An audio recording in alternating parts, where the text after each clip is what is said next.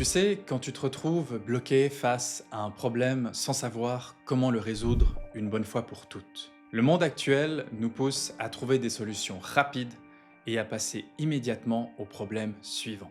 Que se passe-t-il si ce problème revient encore et encore? Si tu continues comme ça, tu risques de tourner en rond. Mais il existe un moyen de rompre ce cycle.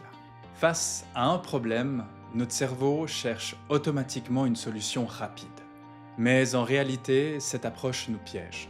Daniel Kahneman, psychologue et prix Nobel d'économie, explique dans son livre Thinking Fast and Slow que nous utilisons en priorité notre système 1, rapide, instinctif et émotionnel, qui demande moins d'efforts, plutôt que notre système 2, qui lui est plus lent, plus réfléchi et plus logique.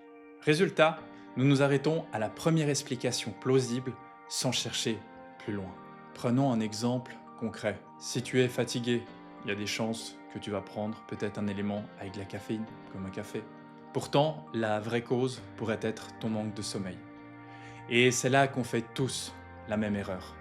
On traite des symptômes, pas les causes. Et c'est précisément cette volonté d'aller au cœur du problème qui a poussé Sakichi Toyoda, le fondateur de Toyota, à créer une méthode magique que je vais te partager. Dans les années 1930, Sakichi Toyoda cherchait à optimiser la production chez Toyota en identifiant la cause profonde des problèmes plutôt que de se contenter de traiter leurs conséquences immédiates. Il a ainsi développé une méthode simple mais puissante.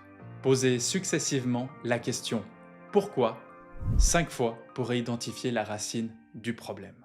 Comment alors utiliser concrètement cette fameuse méthode magique? Voyons cela avec un exemple simple. Mon problème est que je dois toujours courir pour aller attraper mon bus le matin. Pourquoi? Parce que je pars trop tard. Pourquoi? Parce que je me lève trop tard. Et pourquoi ça? Parce que je me couche tard et que j'ai peut-être besoin de mes 6h30, 7h de sommeil. Et pourquoi est-ce que je me couche tard? Parce que je reste longtemps sur mon téléphone avant de dormir. La solution apparaît clairement.